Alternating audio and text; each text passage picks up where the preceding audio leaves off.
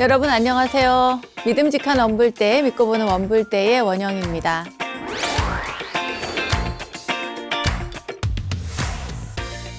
보시하는 사람은 탐욕을 끊게 되고 인욕하는 사람은 분노를 떠나며 선행을 쌓는 사람은 어리석음을 여의게 되느니라.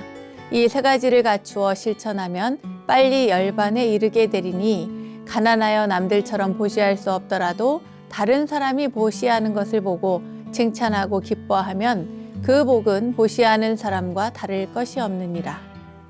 네, 오늘은 과거 현재 인과경에 담긴 부처님의 가르침으로 원불대에 출발해 봤습니다. 보시의 공덕에 대해 여러분도 많은 설법을 들으셨을 텐데요. 여러분의 공덕 그 통장이 빵빵해지기 위해서는 무엇보다 보시의 실천이 중요하다는 거 다들 아실 겁니다.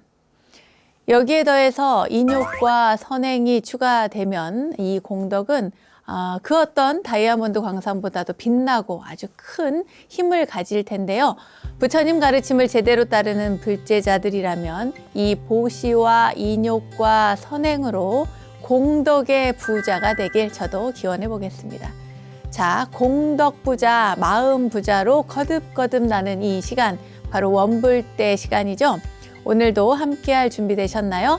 자, 그럼 즐거운 마음으로 출발해 보겠습니다. 여러분, 어서 모이세요.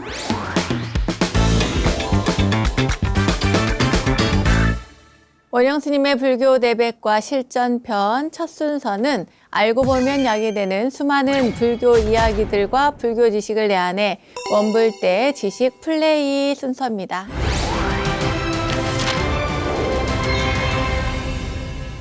가만히 생각해보면 2700여 년 전, 2600여 년 전 그때의 부처님께서 전하신 그 불법이 현재를 살고 있는 우리들에게까지 전해져 온 것이 참 신기하고도 또 귀하다는 그런 생각이 듭니다. 만약 부처님께서 열반에 드신 후에 결집이 없었다면, 그러니까 경전이라든가 율장을 이렇게 모으는 그런 일들이 없었다면, 그리고 만약 수많은 아라한과 선지식들이 부처님의 법을 연구하고 계승하지 않았다면 지금 우리는 이 귀한 인연을 만날 수가 없었을 텐데요. 자, 그렇기에 더 감사하고 소중한 마음으로 불교 공부에 임해야겠다는 생각이 드는데 여러분은 어떠신가요? 오늘은 부처님 열반 후에 이어진 인도의 불교에 대해서 공부를 좀 해보려고 합니다.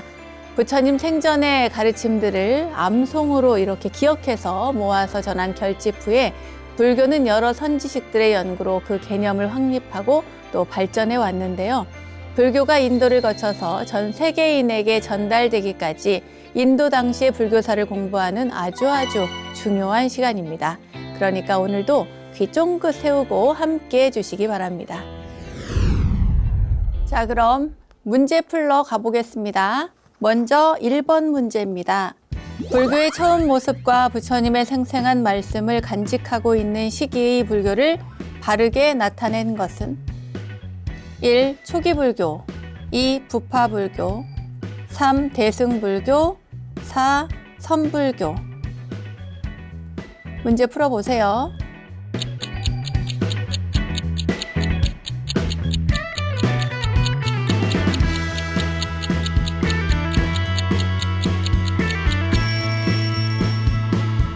정답은 초기불교입니다. 초기불교. 네, 참 쉽죠? 불교의 처음 모습이라고 하니까 당연히 초기불교겠죠?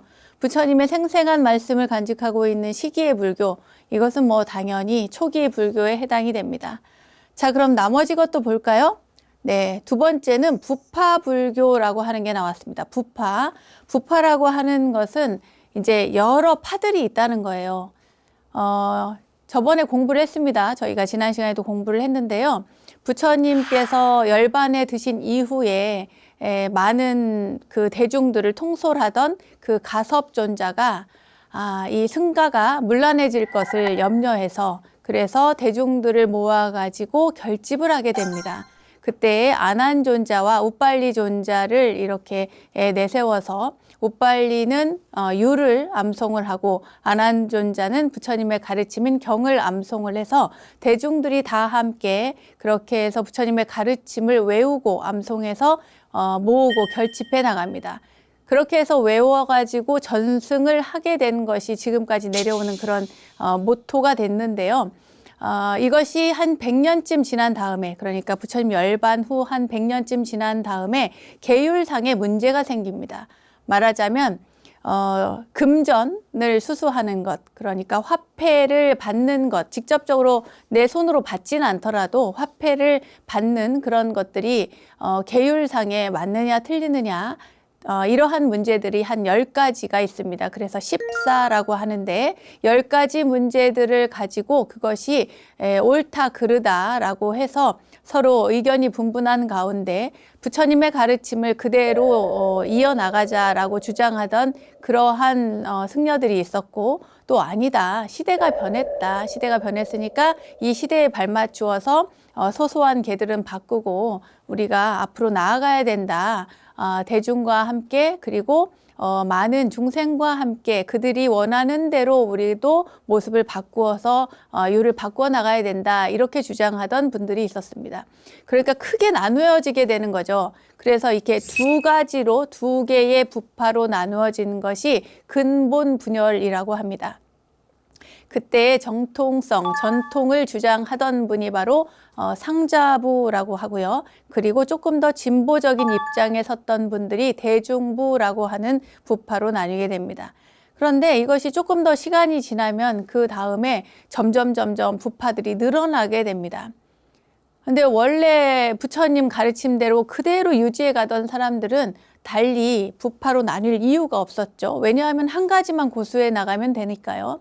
있는 그대로, 부처님께서 정해주신 그대로 우리는 따르겠다라고 했기 때문에 분열할 이유가 없었습니다. 그러나 진보의 입장, 그러니까 대중부의 입장에서는 어떤 것은 되고 어떤 것은 안 된다라고 하는 것에 의견 차이가 있었기 때문에 그것이 점점 아니야, 이건 돼, 이건 안 돼, 이렇게 해서 나누어지는 것이 갈래가 더 많아지게 됩니다. 나중이 되면은 한 20개 정도로 이렇게 나누어지게 되는데요. 그래서 그것이 점점 많아지는 것을 지말 분열이라고 합니다. 근본 분열과 지말 분열이 있는 거죠. 이렇게 해서 많은 부파들이 생기는 것, 부처님의 가르침을 따라서 쭉 내려오다가 100년 후, 부처님께서 열반에 드신 지 100년 후에 근본 분열이 있고 그 이후로 쭉 많은 부파들이 생겨나는 지말 분열까지 해서 많은 부파들이 생기는 그런 시대를 부파 불교 시대라고 합니다. 부파 불교라고 하고요. 자, 그럼 세 번째 보겠습니다. 대승불교. 대승불교가 나왔어요.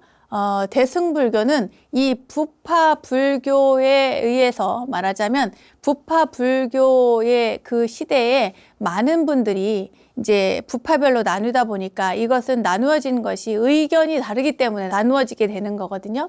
그러니까 누구의 의견은 맞고 누구의 의견은 틀리고, 그러려면 부처님의 말씀이 원래 어떤 것이었는가를 자꾸 보게 됩니다.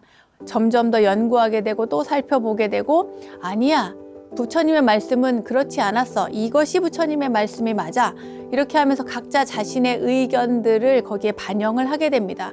그래서 토를 달고 부처님의 말씀을 해석해 놓은, 별도로 해석해 놓은 것들을 주석으로서 이렇게 달게 돼요. 그것이 바로 우리가 알고 있는 논장이라고 하는 것입니다. 주석서, 논서라고 하는 것들인데요. 이제 이렇게 논서들이 부파불교 시대에 많이 생긴다고 하는 것은 그만큼 부파불교 시대에 공부를 열심히 했다는 이야기도 됩니다. 그러나 불교 공부를 열심히 하기는 했으나 대중들과는 점점 멀어지게 되는 거예요. 왜냐하면 스님들이 자기들 얘기만 하니까, 부처님의 가르침 얘기만 하니까 참 좋은데 반면에 어려운 중생들에 대해서는 조금 소원해지는 그런 측면이 없잖아 있었습니다. 그러니까 중생들이라고 하는 일반 제가자들, 어려운 이들, 그런 사람들을 보살펴 주는 것에 조금 소원해지는 측면이 없지 않아 있었습니다. 그때 이 제가불자들이 주축이 돼서, 물론 거기에는 출가자도 있습니다만 주축이 돼서 부처님 당시로 좀 돌아가자, 우리가 이렇게 살면 안 된다라고 해서 대승불교 운동이라는 걸 일으키는데, 이 대승이라고 하는 것이 이 큰 대자에 탈승자를 씁니다. 탈승자. 말하자면 크게 탈 것이에요. 그러니까 우리가 보통 수레를 생각하면 되는데, 이 수레가 사람들을 태우지 않습니까? 그런데 이 부파 불교 시대의 그 스님들은, 수행자들은 자기들의 깨달음을 위해서 추구하고 부처님의 가르침에 대한 것들만 가지고 막 논하다 보니까 일종의 작은 수레 같은 거예요. 작은 수레, 말하자면 자기들만 타는 수레, 나 혼자만 타는 수레, 이렇게 된 겁니다. 그러니까 제가 불자들의 입장에서 보면은 그것은 옳지 않다, 모두가 함께 가야 된다라고 하는 의견을 가지고 있습니다. 그래서 크게 탈 것이 큰 겁니다. 큰 수레를 의미를 합니다. 깨달은 자도 깨닫지 못한 자도 또한 이 수레에 같이 타고, 또 수행을 하는 자도 수행을 하지 않는 자도 같이 타고, 머리를 깎은 자도 머리를 깎지 않은 자도 같이 타고, 모두가 같이 탄다. 그래서 큰 수레를 의미하는 의미에서 대승불교라고 합니다. 이때 나오는 대승불교의 이상형 인물이 있죠. 그게 바로 보살입니다. 보디사트바라고 하는 보살을 얘기하는데요. 이 보디사트바는 깨달음, 그리고 보디, 여러분들이 잘 아실 겁니다. 깨달음이라고 하는 의미이고요. 사트바는 중생이라고 하는 의미입니다. 그러니까 깨달음을 추구해 가면서 또 중생을 제도하는, 그러니까 우리 함께 저 언덕으로 가자, 부처님의 가르침을 따라서 열심히 수행정진해서 살아가자라고 하는 의미를 담고 있습니다. 그게 바로 보디사트바, 보살이라고 하는 의미인데요. 그러니까 우리 절에 가면은 여성 신도에게 보살님 보살님 하잖아요. 또 어떻게 생각하면은 옛날에는 노보살님들, 지금도 뭐 노보살님들이 많이 계셔서 보살님 보살님 하면 약간 좀 촌스러운 느낌도 없잖아 있다고 이렇게 젊은 아이들은 이야기를 하는데요. 우리 뭐 이렇게 중요하고 좋은 의미를 가지고 있는 이 보살이라고 하는 단어를 더 많이 씁시다, 여러분. 그냥 뭐 그 여성 신도라는 둥, 뭐 아니면은 그냥 절에 오시는 뭐 아주머니라는 둥, 뭐 이런 얘기 다 제치고요. 그리고 일반 사회적으로도 보살이라고 하는 단어가 굉장히 많이 유행이 될 수 있도록 우리가 더 적극적으로 사용을 많이 했으면 좋겠습니다. 너무 큰 바람인가요? 네. 자, 그 다음에 선불교 나왔습니다. 선불교.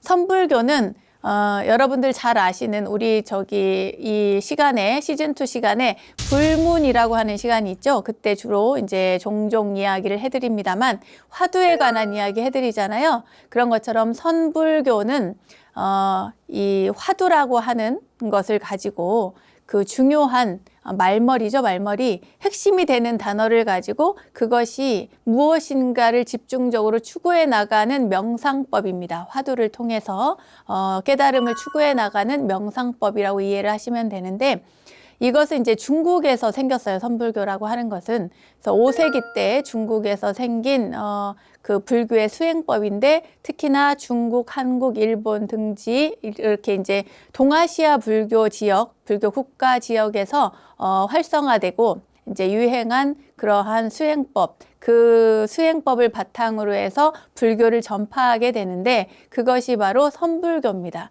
우리가 잘 아는 달마대사로부터 해가, 승찬, 도신, 그리고 홍인, 또 육조, 해능까지 이렇게 해서 쭉 내려오는 그 불교의, 선불교의 교주들이 있잖아요.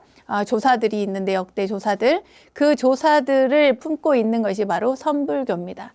제가 1번 문제에서 이렇게 자세히 말씀을 드리는 것은 이러한 내용을, 기초적인 지식을 바탕으로 해야 그 다음 문제를 수월하게 풀 수 있기 때문입니다. 자, 그럼 다음 문제 가보도록 하겠습니다. 원시불교에 대한 설명 중 가장 적절치 못한 것은 1. 근본불교 또는 초기불교라고도 한다. 2. 약간 저급하고 발달되지 못한 상태의 불교를 가리킨다. 3. 부처님 성도부터 아소가왕 때까지 약 150년간 또는 250년간. 4. 부처님 가르침 속에 그 당시의 생활 모습 등이 비교적 잘 나타나 있다. 네, 여러분 문제 풀어보세요.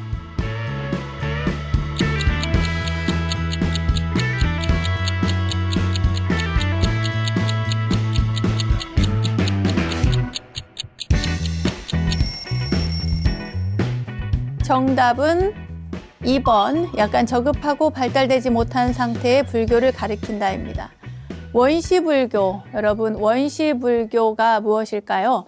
원시불교는 말하자면 부처님 당시, 부처님과 부처님의 직계 제자들이 살던 시대를 이야기합니다.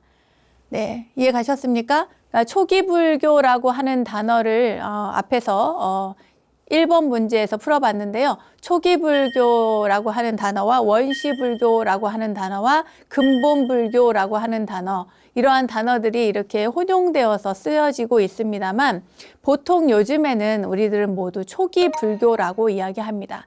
근데 예전에는 이제 이렇게 원시불교라고 하는 단어도 많이 썼는데 원시불교는 부처님과 부처님 제자들, 직계 제자들의 어떤 그 생활까지도 낱낱이 드러나서 보여지는 것. 그러니까 구체적으로는 불멸 후 100년, 그러니까 분열이 일어나기 전까지의 시대를 원시불교 시대라고 합니다.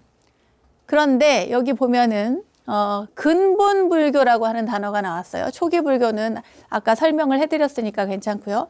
근데 근본불교라는 단어도 쓰기는 썼습니다. 그런데 여러분 근본이라고 하는 단어를 들으면 어떤 느낌이 드세요? 아, 바르고 좋아요. 네. 근본불교에 이것이 근본이라고 하는 단어가 굉장히 중요하고 좋은 단어이긴 합니다만 이게 종교적인 의미로 썼을 때는 약간 문제가 생길 소지가 있습니다. 왜냐하면 이것은 근본적인 것, 그 정통성을 굉장히 강조하다 보니까 그러다 보니까 외부 종교에 의해서 배타적인 성향을 가질 수 있습니다. 어느 종교나 간에 근본이라고 하는 단어가 들어가면은 근본주의자, 근본적인 뭐 이러면 약간 조금 배타적인 성향으로 흐를 수 있기 때문에 요즘에는 이 근본불교라고 하는 단어를 잘 사용하지 않습니다. 대신에 이 초기불교라고 많이들 사용을 하죠. 그래서 봤을 때는 원시불교나 근본불교나 초기불교나 대략 내용상으로는 비슷한 시기, 비슷한 흐름을 가지고 있습니다. 자, 그럼 3번 볼까요?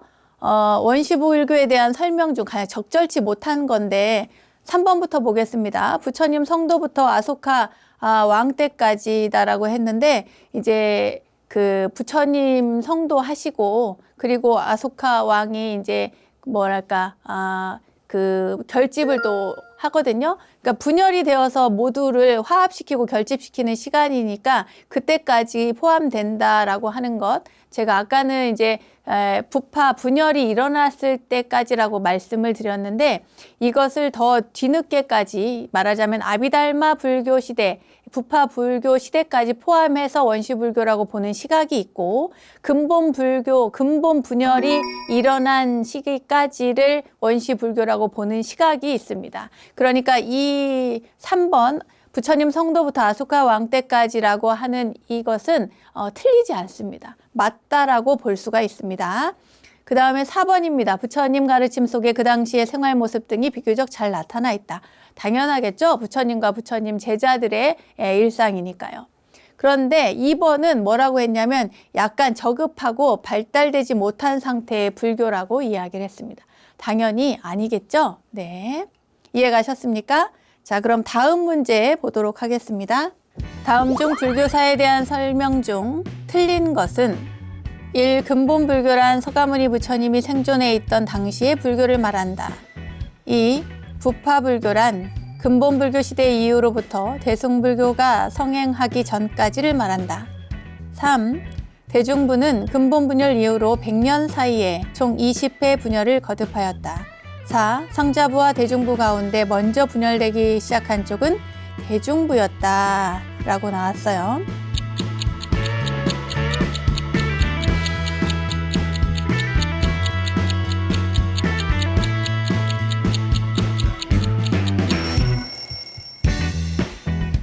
네, 문제 푸셨습니까? 정답은 3번입니다. 불교사에서 틀린 거를 얘기했어요. 자, 볼까요? 뭐가 틀렸나? 대중부는 근본 분열 이후로 100년 사이에 총 20회의 분열을 거듭했다고 했어요. 뭐가 틀렸을까요? 바로 이 20회라고 하는 단어가 틀렸습니다. 왜 틀렸냐? 20이라는 단어 어디서 많이 들어봤는데, 그죠? 부파가 보통 18개에서 20개 정도로 분열이 됐다라고 합니다. 이것은 이 개수가, 부파의 개수가 20개라고 하는 것이지, 이것이 횟수를 얘기하잖아요. 20회라고 하면은. 그러니까 20번 이렇게 분열이 되면은 최소 40개가 되는 겁니다. 2개씩만 갈라져도. 그죠? 그러니까 이 횟수라고 하는 이거는 이제 약간 국어의 문제 같은 느낌인데요. 이거는 옳지 않습니다. 네. 그러니까 20개라고 해야 되는 거예요. 20여 개라고 해야지 맞습니다. 자, 그럼 다른 거 볼까요? 근본 불교란, 근본이라고 하는 단어가 또 나왔네요. 근본 불교란 서가모니 부처님이 생존해 있던 당시의 불교를 말한다. 맞습니까? 네, 맞죠. 두 번째, 부파불교란, 네, 부파불교에 대해서 나왔어요. 근본 불교 시대 이후로부터 대승불교가 성행하기 전까지를 말한다. 맞습니까? 네, 맞죠. 네. 그 다음에 상자부, 대중부 가운데 먼저 분열되기 시작한 쪽은 대중부였다. 제가 아까도 말씀드렸습니다. 상자부는 정통을, 그러니까 부처님의 가르침이 하나니까 그것을 계속 고수해 나가고 또 따라가는 입장이기 때문에 분열될 이유가 없습니다. 그런데 대중부의 경우에는 진보적인 입장을 취하기 때문에 환경, 내가 살아가는 이 시대와 문화와 환경과 모든 것들을 그에 따라서 적합하게 결정해서 승가가 운영되어야 한다라고 하는 생각을 가지고 있기 때문에 그에 따라서 의견이 분분해질 수가 있습니다. 그래서 더 대중부가 많은 분열을 일으켰다. 이렇게 이해를 하시면 되겠습니다. 자, 여기 보니까 두 번째 이 순서를 조금 여러분들이 기억을 하시면 좋겠어요. 근본 불교, 근본, 이제 우리가 보통 초기 불교라고도 하고 원시 불교라고도 합니다. 이것이 이제 첫 번째고요. 그 다음에 두 번째 보이는지 모르겠습니다. 두 번째는 부파가 나누어집니다. 부파 불교. 부파가 나누어집니다. 네, 그 다음에 부파가 나누어진 것을 바로잡기 위해서 나타나는 것이 바로 대중불교, 대승불교입니다. 네. 안 보이면 말고요. 네. 자, 다음 넘어가겠습니다. 초기 불교의 경제관에 대한 설명 중 가장 거리가 먼 것은 1. 불교의 경제관은 사치스러운 소비를 금지하는 반면 극도의 빈곤도 경계한다. 2. 출가 수행자도 경제적 자립을 위해 생산활동에 종사하도록 장려하였다. 3. 각 개인이 생활에 나가는 데 필요한 정도의 분배는 평등하게 이루어졌다. 4. 제가신자는 바른 일에 기반을 둔 자신의 업무에 전념하도록 하였다. 문제 풀어보세요.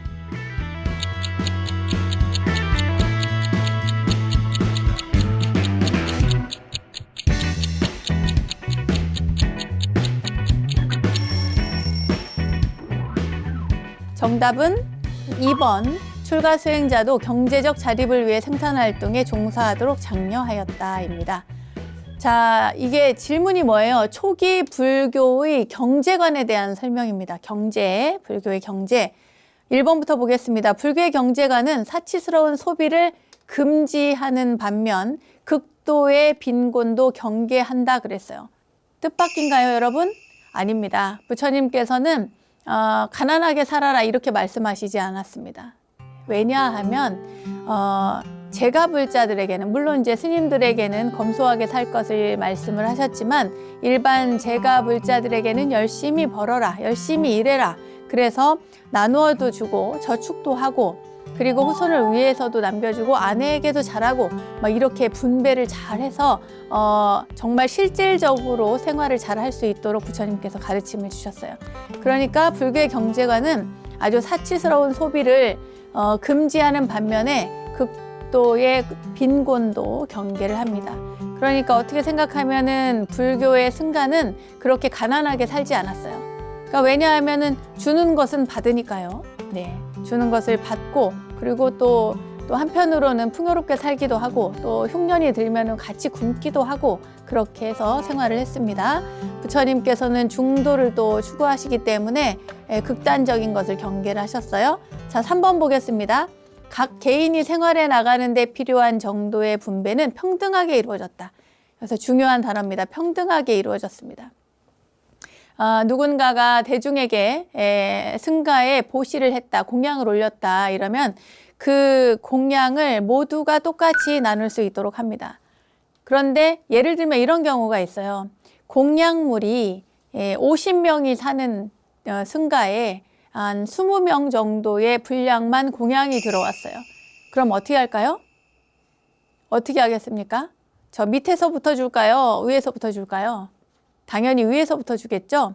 그 위라고 하는 것은 말하자면 출가해서 생활한 그 법납이라고 합니다. 저희는 법납, 출가한 이래로 몇 년이 되었는가 그 법납이 높은 사람들 순서로 이렇게 20분에게 먼저 공양을 드리고요. 보시를 하거나 공양물을 제공을 합니다.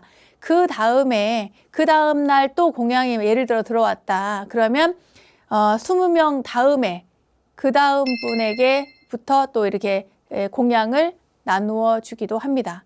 반면에 이런 경우도 있어요. 제가 이 공양이 이러이러한 것을 아무개 스님에게 딱 지정을 해서 그 스님에게 공양을 올리고 싶습니다. 라고 하면 그 스님에게 또 공양을 드릴 수도 있는 거긴 해요. 그리고 또 예를 들어서 공양을 드렸는데 그분이 아니다, 나는 받지 않겠다. 예를 들어서 바루를 공양을 했는데 이 바루가 나는 쓰는 바루가 있다. 그러면 그 다음 사람에게 바루를 양보합니다.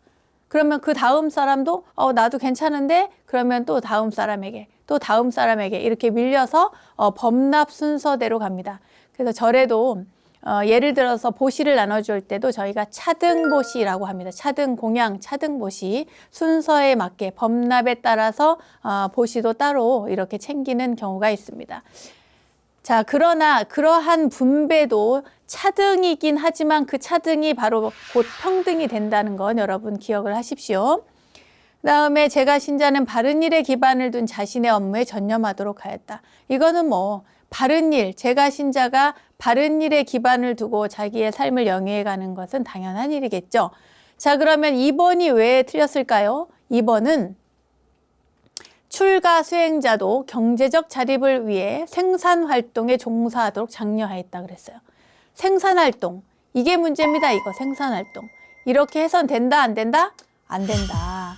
부처님 당시에는 출가 수행자는 생산활동을 할 수 없도록 되어 있었습니다. 물론 이것이 지금 이 시대를 보면은 말하자면 이제 안 좋은 예일 수 있습니다만 제가 여기에서 여러분들께 이렇게 문제도 풀어주고 강의도 하고 카메라 앞에 서서 이렇게 일을 하잖아요. 그럼 저도 보시를 받습니다. 일종의 뭐예요? 생산활동이 될 수 있는 겁니다.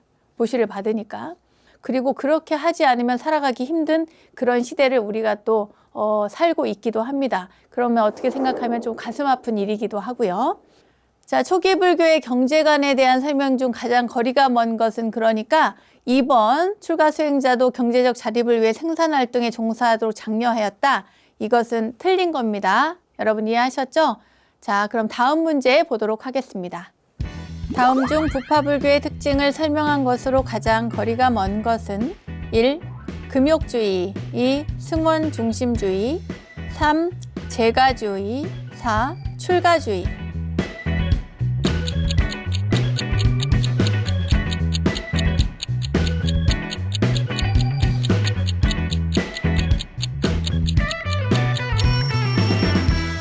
정답은 3번 재가주의입니다. 부파불교의 특징이라고 그랬어요. 부파불교의 특징. 네. 부파불교는 아까 뭐라고 했죠, 여러분? 다 기억나세요? 예, 열심히 공부하고 또 의견들을 뭐 이렇게 나누고 그래서 스님들끼리 서로 이야기를 하다가 분열이 생기고 갈등이 생겨서 이렇게 부파가 많이 나누어졌습니다. 그 시대를 부파불교 시대라고 하는데 그 특징이 열심히 수행을 해서 금욕주의 해당이 됩니다. 왜냐하면은 이제 수행에 몰두하고 연구에 몰두하고 이렇게 하다 보니까 금욕적인 측면이 강조되어 있고요. 또 그러다 보니까 뭐예요? 출가 중심이고 또 승원 중심입니다. 무조건 하고 스님들 중심으로. 그러니까 제가자들 중심이 아니라 스님들 중심의 사회였던 거죠. 그래서 부파불교 시대에는 오로지 스님들이 자신의 어떤 수행이나 자신의 어떤 불교학 연구라든지 승가 간에 서로 간의 어떤 논의라든지 이런 것들이 굉장히 활성화되어 있습니다. 그러니까 좋은 쪽으로 바라보면은 부파불교 시대가 있었기 때문에 지금의 불교학이 이렇게 발달한 것이다. 이렇게 볼 수가 있습니다. 그런데 반면에 한편으로는 이 제가불자라든지 일반 사회에 대해서는 조금 무관심했던 부분이 없잖아 있었습니다. 그래서 그것에 대해서 반대해서 일어난 운동이 바로 대승불교 운동이고요. 대승불교 운동의 중심자들은 누구냐면 제가불자들이었습니다. 그러니까 이 제가주의라고 하는 것은 부파불교에 맞지가 않겠죠. 제가불자들, 제가주의는 어디에 맞는다? 대승불교에 맞는다. 이렇게 이해를 하시면 되겠습니다. 원영스님의 불교 대백과 실전편 시즌2. 오늘은 이제 초기 불교에서부터 부파불교 시대까지 공부를 했습니다. 여러분 잘 기억하시고요.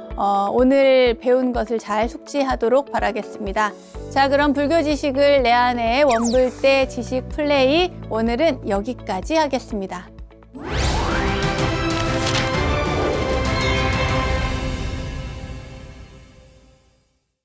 우리들 인생길에 마주한 이야기 하나로 삶을 향기롭게 만들어가는 시간, 마음 훈련의 시간, 불문입니다. 이해할 수 없는 질문이나 진술, 또 깨달음을 위해서 이성에 의지하는 것을 피하고자 선불교의 수행자들은 선문답을 이렇게 이야기를 통해서 많이 활용을 했다고 합니다. 이러한 선수행 중에 하나인 화두공안에서 이 공자라는 게요.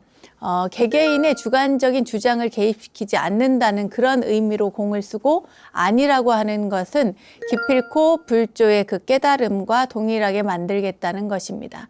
원래는 이제 어떤 관공서의 서류 같은 것을 할 때 쓰던 그런 단어였는데 이것이 불교에 들어오면서 변형이 됐습니다. 이렇게 이 공안이 풀리면 번뇌가 사라지고 또 번뇌가 사라지면 생사의 굴레가 또 공해지고 생사의 굴레가 공해지면 드디어 불도를 깨달음을 이룰 수 있다고 우리 선불교에서는 얘기를 하고 있습니다.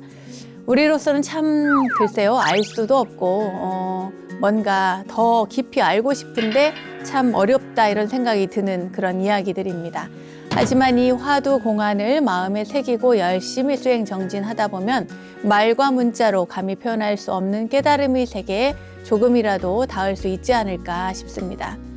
오늘은 그 가운데 벽암록 제19치 구지일지를 풀이해서 구지선사의 한 손가락 공안을 여러분들께 소개해 드리도록 하겠습니다. 구지화상은 굉장히 유명한데요. 네, 이 손가락 하나로 굉장히 유명해지신 분입니다. 구지화상이 절강성 금화산에 머물고 있을 때 일입니다. 어느 날 마조대사의 제자인 실제라고 하는 어떤 비구니가 찾아왔어요. 실제 비구니 스님이 이렇게 갓도 벗지를 않고 방 안에 이렇게 당당하게 들어와서는 구지화상이 자선하는 자리를 딱 가서는 이렇게 세 바퀴를 돕니다. 화상이 앉아 있는데 뭐 예로부터는 예를 표하는 그런 의식 중에 하나이긴 하죠. 그리고는 하는 말이 당신이 부처님의 말씀이라면 모르는 것이 없다는 그 구지 스님이요? 이렇게 묻습니다.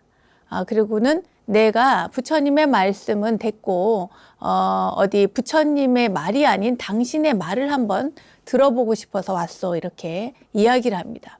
너무 당차죠? 그런데 이렇게 3번을 이야기했는데도 구지화상이 말을 하지 않는 거예요. 부처님 얘기가 아니라 당신 말을 한번 해보라고 하는데 이야기를 못 하는 겁니다.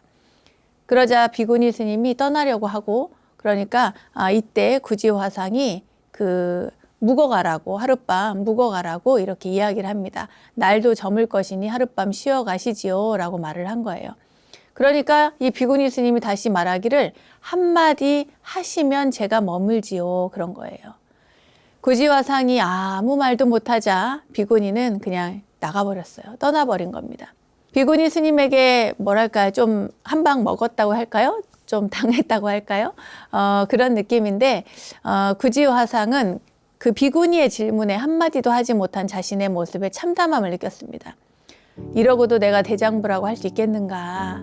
그래서 구지화상은 고승들을 만나서 가르침을 받고자 이 바랑을 꾸려서 이제 놓고 그리고 잠자리에 들었어요. 이제 더 큰 스님에게 찾아가야겠다 이렇게 생각을 한 거죠. 그런데 꿈에 산신이 나타나서 말을 하는 거예요. 곧 대보살이 나타나서 스님에게 가르침을 줄 것이니 이 암자를 떠나지 마십시오 라고요. 다음 날 과연 한 노스님이 찾아오셨는데 그분이 누구냐면 철룡선사라는 분입니다. 철룡선사. 이 구지화상은 정중히 예를 갖춘 후에 바로 전날 그 비구니 스님과 있었던 그런 이야기를 설명을 했어요. 그리고는 간절한 마음으로 여쭈었습니다. 무엇이 한마디입니까? 라고요. 그 한마디 해달라는데 그 무엇이 한마디냐 이거죠. 그러자 철룡선사는 손가락 하나를 딱 세워 보였습니다.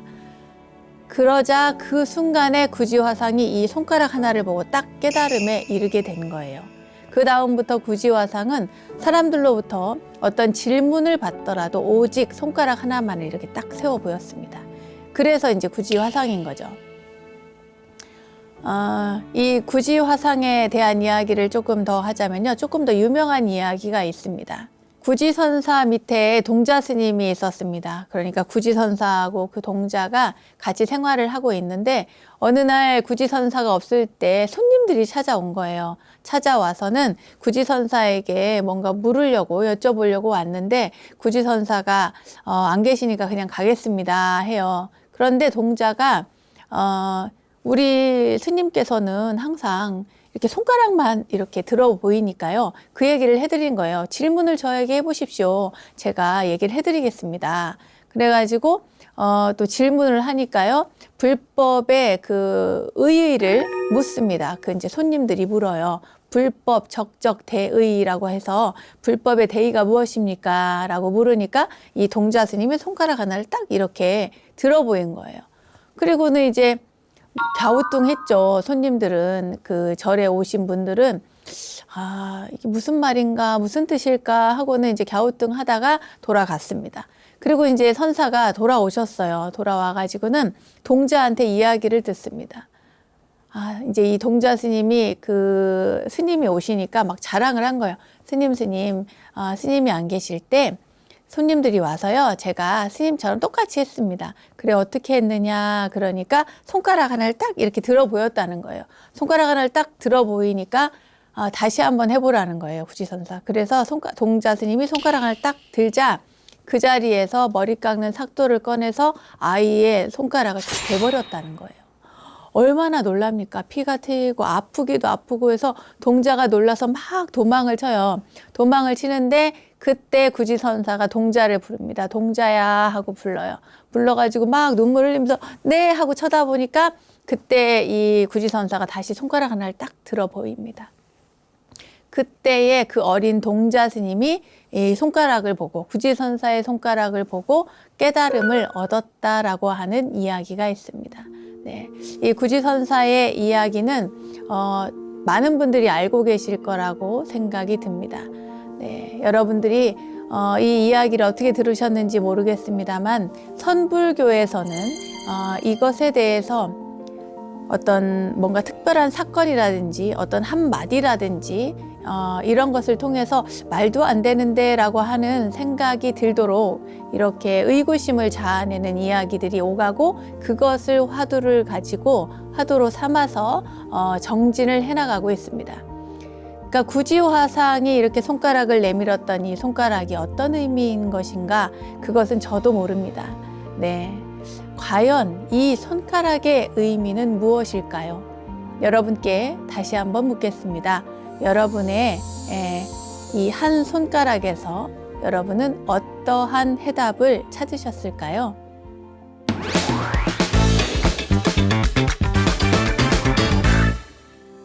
원영스님의 불교 대백과 시즌2. 네, 오늘도 행복한 시간 되셨나요? 조금 어려웠죠? 부처님의 가르침을 실생활에 적용할 수 있도록 친절하게 설명해 드리고 있는 원영스님의 불교 대백과. 오늘은 인도 불교에 관한 문제들을 풀어봤고요. 벽암록 제19칙 구지일지, 구지선사의 한 손가락에 대한 이야기를 전해드렸습니다. 자, 알매지혜가 가득한 시간 원불대, 오늘은 여기까지입니다. 원불대와 함께 불교 공부는 물론 삶의 지혜를 찾는 시간 만들어 가시기 바라고요. 공부하는 원불대, 수행하는 원불대 여기서 마치겠습니다. 다음 시간에 또 만나요. 감사합니다.